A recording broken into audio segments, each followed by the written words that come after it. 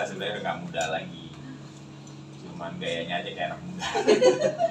Tapi masih produktif lah. Iya betul, masih produktif. Nah jadi gini, karena saya merasa masih produktif saat itu sama istri, jadi saya tidak berpikiran untuk program IVF atau bayi tabung. Kita hanya lillahi ta'ala aja, udahlah kita jalani. Saya sama istri nggak pernah program KB juga, karena memang kita masih pengen punya anak lagi. Tapi berjalannya waktu, setahun, 2 tahun, kekosongan itu mulai tanda tanya tuh. Sama, pemikiran kita mungkin kayak orang umum, belum dikasih aja nih, gitu. Di tahun ketiga, alhamdulillah istri saya hamil tuh.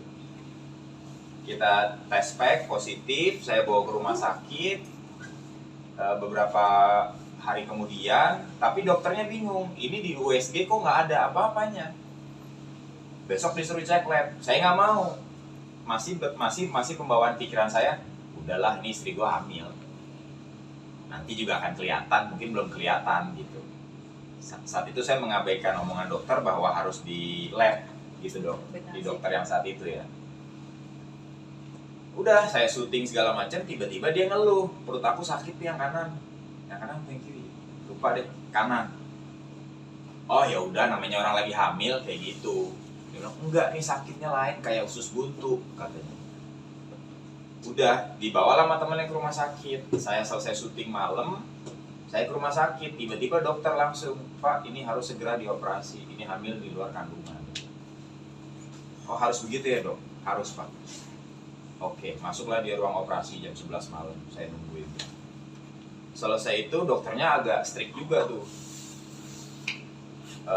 Ya saya jujur sedih melihat dia juga kan jadi down gitu kan.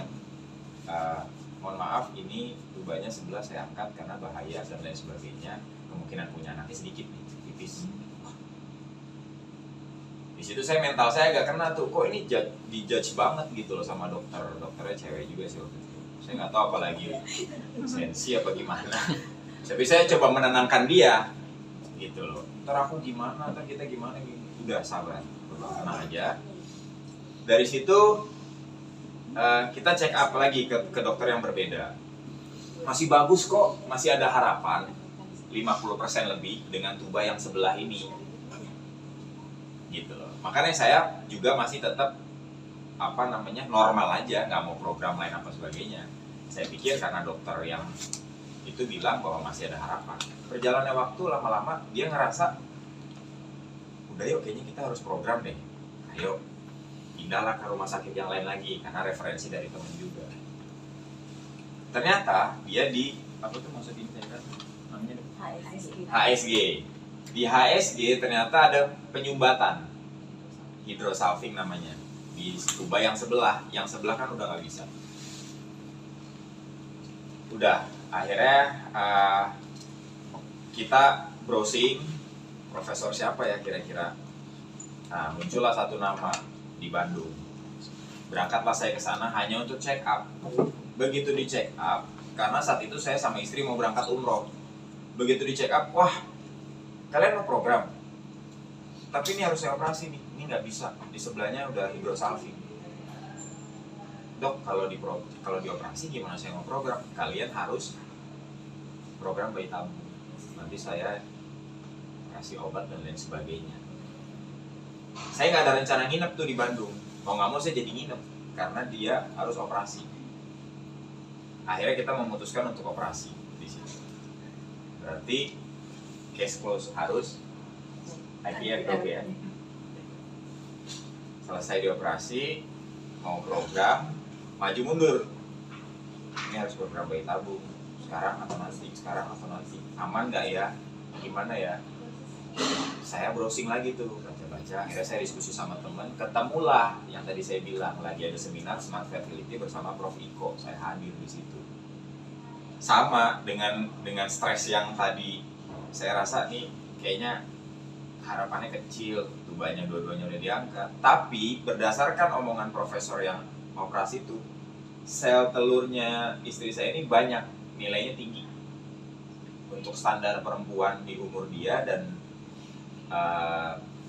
tinggi 8 koma ya dok ya misalnya. AMH-nya berapa? 7 koma. Sementara rata-rata orang itu 2 koma. Gitu. Jadi bahkan ada yang 1. Gitu loh. Jadi bener-bener jalurnya ini yang udah nggak bisa lagi. Akhirnya karena mau info tersebut saya merasa ada harapan nih, karena sel telur dia bagus, atau jangan-jangan saya yang nggak bagus nih. Ya udah yuk kita ke Smart Fertility, diskusi lah sama Prof, sama Mbak Sadet, sama tim di Smart sini. Akhirnya kami memberanikan diri untuk program bayi tabung di Smart, melihat referensi dari beberapa teman saya, ada Rizky Balwell sama Bibi juga kan di sini, terus banyak lah saya lihat-lihat juga kan banyak yang berhasil gitu. Dan sangat menenangkan gitu loh, nggak yang Yes. iya, terus kita kan jadi berpikir karena penting banget.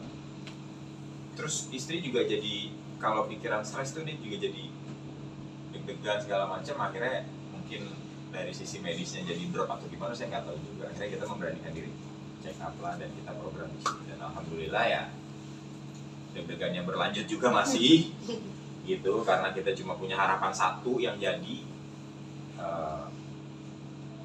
Ya udah alhamdulillah sampai sekarang mudah-mudahan lancar. Jadi ceritanya sampai bisa di tahap ini tuh seperti itu. Nah bagi saya setelah saya mengalami ini semua, artinya ini tuh bukan bisa terjadi sama pasangan yang udah lama aja.